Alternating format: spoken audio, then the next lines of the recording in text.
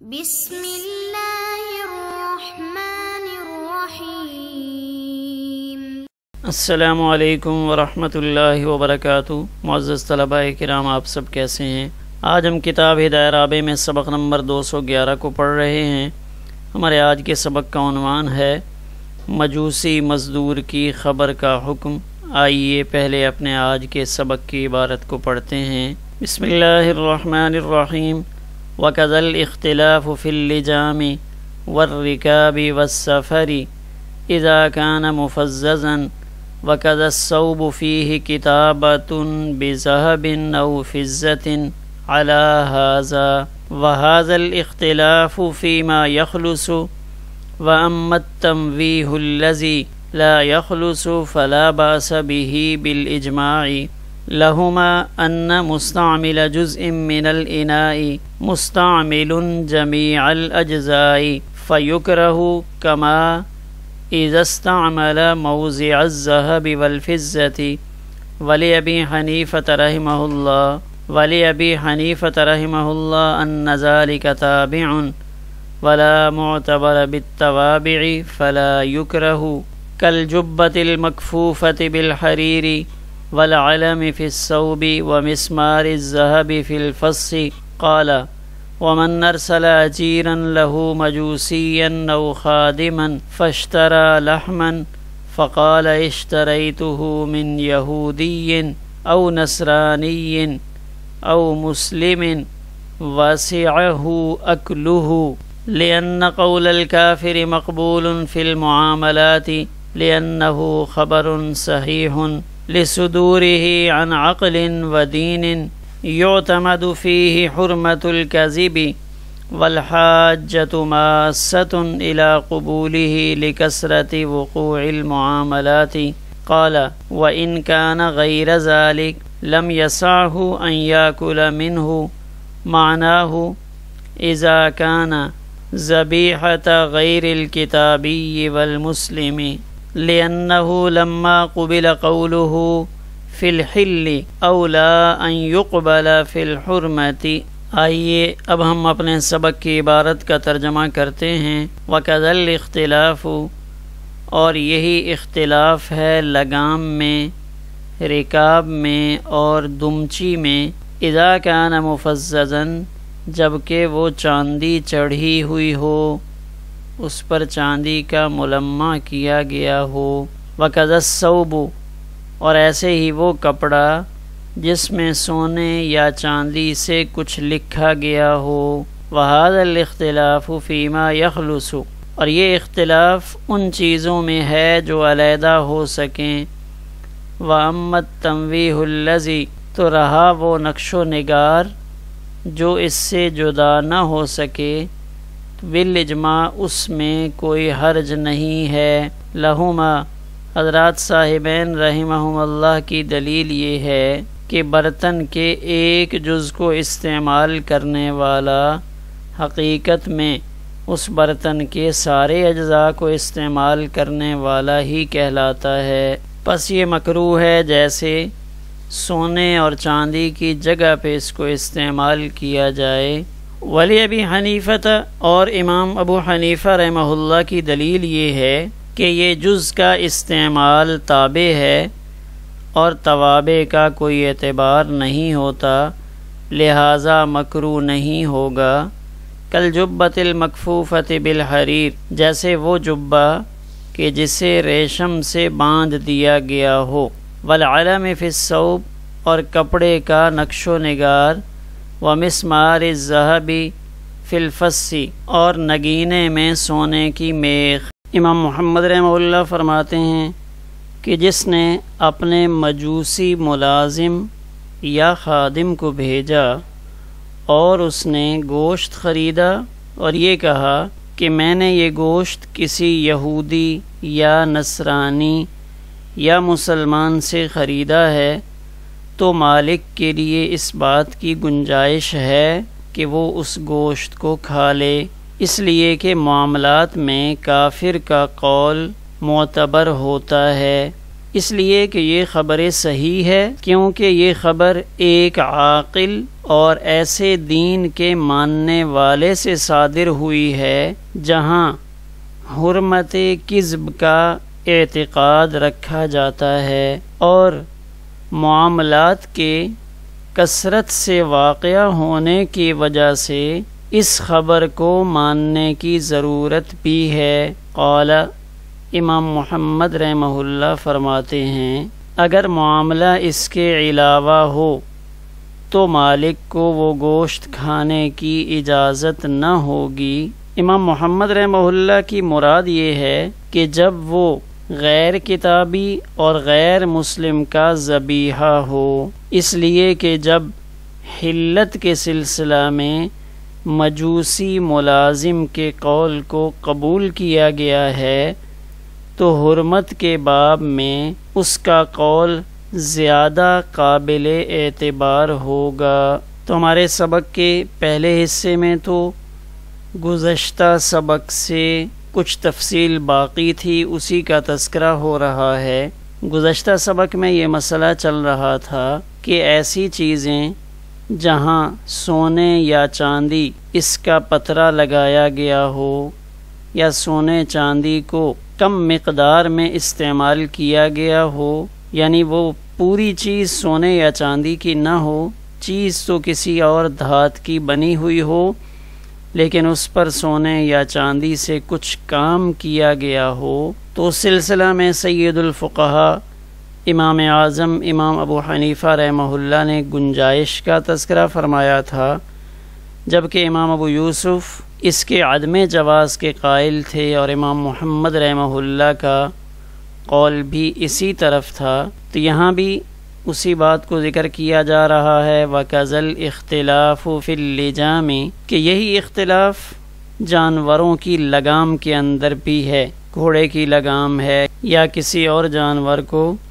لگام ڈالی ہوئی ہے، والرکاب، اور رکاب کہ گھوڑے کے اوپر سوار ہونے والا یا گدھے کے اوپر سوار ہونے والا جب اس کے اوپر چڑھتا ہے تو چڑھتے ہوئے لوہے کا بنا ہوا ایک سٹینڈ ہوتا ہے جس کے اندر پاؤں رکھ کر اوپر چڑھتے ہیں، اور اوپر بیٹھے ہوئے بھی عموماً پاؤں اسی کے اندر دیے ہوتے ہیں۔ تو اس رکاب میں اگر سونے یا چاندی کا کام ہوا ہے، اور تیسرا لفظ یہاں پہ ذکر کیا والسفر، تو سفر سے مراد دمچی، یعنی جب گھوڑے کے اوپر زین کسی جاتی ہے تو اس وقت میں ایک بیلٹ وہ اس کی دم کے نیچے سے گزاری جاتی ہے، تو سفر اس دمچی کو کہا جاتا ہے۔ تو ان تینوں چیزوں میں لجام، رکاب اور سفر اذا کان مفززا، اگر ان کے اوپر چاندی لگائی گئی ہے، چاندی کا پانی چڑھایا گیا ہے یا چاندی کا پترا لگایا گیا ہے، تو امام ابو حنیفہ رحمہ اللہ کے نزدیک اس کی گنجائش ہوگی، اور امام محمد اور امام ابو یوسف رحمہ اللہ ان کے ہاں اس کی گنجائش نہیں ہوگی۔ اسی طرح وَكَذَا الثَّوْبُ فِيهِ كِتَابَةٌ بِذَهَبٍ أَوْ فِضَّةٍ عَلَى هَذَا الْخِلَافِ، ایک کپڑا ہے، اس کپڑے کے اوپر سونے یا چاندی کی تاروں سے کچھ لکھا گیا ہے۔ بعض لوگ اس کے اوپر کچھ پرفضا مقامات کی تصاویر بنا دیتے ہیں، کچھ لوگ اس کے اوپر آیات قرآنیہ وہ لکھ دیتے ہیں، یا بیت اللہ شریف کی یا روضہ رسول اقدس صلی اللہ علیہ وآلہ وسلم کی تصویر بنا دیتے ہیں، اور یہ کام سارا سونے یا چاندی کے تاروں سے ہوتا ہے۔ تو اس کپڑے کے استعمال میں بھی یہی اختلاف ہے، یعنی امام ابو حنیفہ رحمہ اللہ کے نزدیک گنجائش ہوگی اور امام ابو یوسف رحمہ اللہ کے ہاں اس کی گنجائش نہ ہوگی۔ تو شراح کہتے ہیں یہاں پہ صاحب ہدایہ نے 10 چیزیں ذکر فرمائی ہیں، برتن کے اوپر چاندی کا پترا لگا ہوا ہو، کرسی پر لگا ہوا ہو، تلوار پر کہیں چاندی لگی ہوئی ہو، اس تلوار یا چھری کو تیز کرنے کا جو پتھر ہے اس پتھر کے اوپر چاندی لگی ہوئی ہو، آئینہ کے حلقہ پر چاندی لگی ہوئی ہو، قرآن مجید پر چاندی لگی ہوئی ہو، اسی طرح لجام لگام میں چاندی لگی ہوئی ہو، رکاب میں چاندی ہو،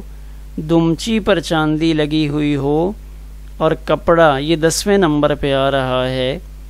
کہ کپڑے پر سونے یا چاندی سے کام کیا ہو تو ان 10 چیزوں میں امام ابو حنیفہ رحمہ اللہ گنجائش کے قائل ہیں، جبکہ امام ابو یوسف رحمہ اللہ اس کو استعمال کرنے کی گنجائش نہیں دیتے۔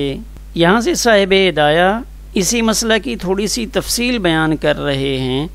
ھذا الاختلاف فیما یخلص، کہ یہ اختلاف اس صورت میں ہے کہ جب سونا اور چاندی الگ ہو سکتا ہو، فیما یخلص جس کو علیحدہ سے لگایا گیا ہو، یعنی وہ پترا یا چاندی کا ٹکڑا اس کے اوپر لگا ہوا ہے اور پیچ کس سے اس کو کھول کر الگ کیا جا سکتا ہے، یا کسی چیز کے ذریعے چپکایا گیا ہے اور اس کو اوپر سے علیحدہ کیا جا سکتا ہے،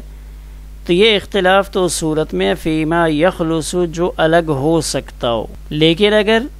وَأَمَّا التَّنْوِيهُ الَّذِي لَا يَخْلُصُ، بہرحال وہ زیب و زینت، وہ ملمہ سازی جو برتن سے الگ نہیں ہو سکتی یا ان 10 چیزوں میں سے کسی چیز سے الگ نہیں ہو سکتی، تو پھر اس کا استعمال بالاتفاق جائز ہے۔ فلا باس بہ بالاجماع، تو بالاتفاق اس کا استعمال کرنا درست ہے، یعنی اگر الگ ہو سکتا ہو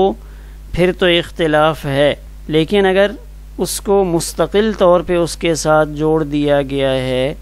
اب اس کا علیحدہ کرنا ممکن نہیں ہے تو اب اس کا استعمال کرنا درست ہوگا، چونکہ یہ اس سے علیحدہ نہیں ہو سکتا۔ اس کی وجہ یہ ہے کہ یہ مستقل سونا اور چاندی نہیں ہے، بلکہ ایک قسم کا سونے یا چاندی کا رنگ ہے۔ تو جب یہ ایک طرح سے سونے یا چاندی کا رنگ ہوا تو برتن کے یا ان 10 میں سے کسی ایک چیز کے تابع ہو کر اس کا استعمال جائز ہوگا۔ لہما، حضرات صاحبین رحمہم اللہ کی دلیل یہ ہے، کس چیز میں؟ عدم جواز کے اندر، کہ ان چیزوں کا استعمال درست نہیں ہے۔ وہ یہ فرماتے ہیں کہ برتن کے ایک جز کو استعمال کرنے والا وہ اصل میں تو برتن کے پورے اجزاء کو استعمال کر رہا ہوتا ہے۔ ایک شخص ایک گلاس کو، ایک جگ کو، ایک پلیٹ کو اگر استعمال کر رہا ہوتا ہے تو بظاہر تو اس نے گلاس کے ایک طرف منہ لگایا ہے، لیکن حقیقت میں وہ اس پورے گلاس کو استعمال کر رہا ہوتا ہے۔ تو جس طرح چاندی لگی ہوئی جگہ کو استعمال کرنا مکروہ ہے، تو اسی طرح اس برتن کا دوسری طرف والا حصہ جس پر اگرچہ چاندی نہیں ہے لیکن اس کا استعمال کرنا بھی مکروہ ہے۔ فَيُكْرَهُ كَمَا إِذَا اسْتَعْمَلَ مَوْضِعَ الذَّهَبِ وَالْفِضَّةِ، تو اس گلاس کی، اس برتن پلیٹ کی وہ سائیڈ بھی ایسے ہی مکروہ ہے جیسے اس سائیڈ کو استعمال کرنا مکروہ ہے جہاں سونا اور چاندی لگا ہوا ہے۔ تو یہ حضرات صاحبین رحمہم اللہ کے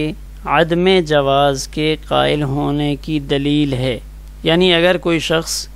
برتن کے ایک جز کو استعمال کر رہا ہے تو وہ اصل میں تو پورا برتن ہی استعمال کر رہا ہے، لہذا ایسے برتن کا استعمال کرنا درست نہیں ہے جس میں کسی ایک حصے پر سونے یا چاندی کا کام ہوا ہو۔ ولی ابی حنیفہ رحمہ اللہ، تو یہاں سے صاحب ہدایہ امام ابو حنیفہ رحمہ اللہ کی دلیل کو ذکر کر رہے ہیں۔ امام ابو حنیفہ رحمہ اللہ یہ فرماتے ہیں کہ یہ جو سونا یا چاندی ہے تو یہ تابع ہے اور تھوڑا سا ہے، اور یہ بات ہمارے علم میں ہے ولا معتبر بالتوابع، کہ توابع کا اعتبار نہیں ہوتا، اصل کا اعتبار ہوتا ہے، حکم اصل پہ لگتا ہے، تابع پہ نہیں لگتا، لہذا فلا یکرہ، اب ہم اس قسم کی چیزوں کے استعمال کو مکروہ قرار نہیں دیں گے، مکروہ قرار نہیں دیں گے۔ اس کی تائید کے لیے امام ابو حنیفہ رحمہ اللہ نے 3 مسئلے ذکر فرمائے، جیسے سوتی کپڑے میں ریشم کی جھالر لگی ہوئی ہو، کالجبۃ المکفوفۃ بالحریر، وہ جبہ جس کی جھالر ریشم کے ساتھ لگائی گئی ہو، والعلم فی الثوب، اسی طرح کپڑے کے اندر نقش و نگار کیا گیا ہو، انگوٹھی کے نگینے میں سونے کی کیل لگی ہوئی ہو، مسمار الذهب فی الفس، نگینے کو قابو کرنے کے لیے، پتھر کو قابو کرنے کے لیے جو تار استعمال کی گئی ہے، جو کیل استعمال کیا گیا ہے، وہ سونے کا بنا ہوا ہو، تو یہ سب تابع ہونے کی وجہ سے جائز ہے۔ یعنی ان تینوں چیزوں میں جب کم مقدار کو استعمال کرنے کی گنجائش موجود ہے تو امام ابو حنیفہ رحمہ اللہ فرماتے ہیں جو چیزیں میں نے ذکر کی ہیں تو ان کے اندر بھی سونے یا چاندی کا ضمنی استعمال درست ہوگا۔ یہ ہمارے سبق کا پہلا مسئلہ مکمل ہوا۔ اب یہاں سے ایک دوسرا مسئلہ ذکر فرما رہے ہیں جس مسئلے کی مناسبت سے ہمارے سبق کا یہ عنوان بھی ہے۔ وہ مسئلہ یہ ہے کہ ایک مجوسی خبر دیتا ہے تو آیا اس کی خبر کو معتبر مانا جائے گا یا نہیں؟ تو اس کا تذکرہ فرما رہے ہیں۔ قال امام محمد رحمہ اللہ فرماتے ہیں ومن ارسل اجیرا لہو مجوسیا او خادما، کہ ایک شخص اپنے کسی مجوسی خادم کو بھیجتا ہے، او خادما، یا مجوسی کے علاوہ کوئی اور خادم ہے اس کو بھیجتا ہے، تو اب جب وہ خادم بازار سے آتا ہے اور اصل میں بھیجا اس کو تھا گوشت خریدنے کے لیے، فاشترى لحما، اس نے گوشت خریدا، اب جب واپس آیا تو اس کا مالک پوچھتا ہے کہ گوشت تم نے کہاں سے خریدا، تو اب وہ آگے سے جواب میں 3 میں سے کوئی ایک نام لیتا ہے۔ پہلا وہ یہ کہتا ہے کہ میں نے ایک یہودی کی دکان سے خریدا، دوسری صورت میں وہ یہ کہتا ہے کہ میں نے ایک نصرانی کی دکان سے خریدا، تیسری صورت میں وہ مسلمان کا نام لیتا ہے۔ تو ان تینوں صورتوں میں اس مجوسی ملازم کا لایا ہوا گوشت کھانے کی اجازت ہے، اس لیے کہ اگر اس نے مسلمان سے خریدا ہے پھر تو کوئی مسئلہ ہی نہیں، لیکن اگر یہودی یا نصرانی سے خریدا ہے تو بھی اس کا کھانا حلال ہے، کیونکہ حدیث مبارکہ میں اہل کتاب کے ذبیحہ کو حلال قرار دیا گیا ہے۔ پھر یہ غلام اگرچہ کافر ہے لیکن کافر کا قول معاملات میں معتبر ہوتا ہے، چونکہ یہاں بھی کافر ایک معاملے کی خبر دے رہا ہے، یعنی وہ کافر وہ یہ بتاتا ہے کہ میں نے آپ کے لیے گوشت تو خریدا ہے لیکن جس سے خریدا ہے وہ یہودی یا نصرانی ہے، تو اگر کافر ایسی بات بتاتا ہے تو اس کی بات کو لینے کی گنجائش موجود ہے، کیونکہ معاملات میں کافر کی خبر کا بھی عموماً اعتبار کر لیا جاتا ہے۔ لأنہ خبر صحیح، اس لیے کہ یہاں اس مجوسی کی طرف سے یا غیر مسلم کی طرف سے جو خبر ملی ہے وہ خبر صحیح ہے۔ یہ خبر صحیح کیوں ہے؟ لصدورہ عن عقل، کہ پہلے نمبر پہ تو یہ خبر ایک عقل مند آدمی سے حاصل ہو رہی ہے، یہ خبر ایک عقل مند آدمی سے صادر ہوئی ہے، اور دوسری یہ ہے ودین، کہ یہ خبر ایک ایسے دین والے سے صادر ہوئی ہے، اس خبر کو دینے والا وہ کافر ہوتے ہوئے بھی ایک ایسے دین کا پیروکار ہے جہاں جھوٹ کی حرمت بڑی واضح ہے، جہاں جھوٹ کو ایک سنگین جرم تصور کیا جاتا ہے۔ والحاجۃ ماسۃ الی قبولہ، اور فقہا یہ کہتے ہیں کہ کافر کے قول کو قبول کرنے کی ضرورت موجود ہے۔ کیوں موجود ہے؟ لکثرت وقوع المعاملات، معاملات کے کثرت وقوع کی وجہ سے، تو چونکہ معاملات کثیر الوقوع ہیں اس وجہ سے اس قسم کی خبروں کو معتبر مان لیا جاتا ہے۔ قال امام محمد رحمہ اللہ جامع صغیر میں یہ فرماتے ہیں وَإِن كَانَ غَيْرَ ذَلِكَ، اگر معاملہ اس کے علاوہ ہو، یعنی وہ ملازم یوں آ کر کہے کہ میں نے یہ گوشت نصرانی یا یہودی سے نہیں خریدا بلکہ کسی ہندو سے خریدا ہے، کسی سکھ مذہب والے سے خریدا ہے، تو ایسی صورت میں لم یسعہ ان یاکل منہ، تو اب اس مالک کو اجازت نہیں ہے کہ وہ اس مجوسی کا لایا ہوا گوشت استعمال کر لے جس مجوسی نے آ کر یہ خبر دی ہے کہ میں نے یہ گوشت ایک ہندو یا سکھ سے خریدا ہے۔ اگر وہ یہ کہتا ہے کہ میں نے یہ گوشت یہودی سے خریدا ہے تو اس میں تو اس کی بات معتبر ہوگی، لیکن اگر وہ یہ کہتا ہے کہ میں نے یہ گوشت ہندو سے خریدا ہے تو اب یہاں اس کے لیے گنجائش نہیں ہے کہ وہ اس کو کھائے. لم یسع ان یاکل منہ معناہ اذا کان، یعنی امام محمد رحمہ اللہ کے فرمان کا یہ مطلب ہے کہ جب مسلمان اور کتابی کے علاوہ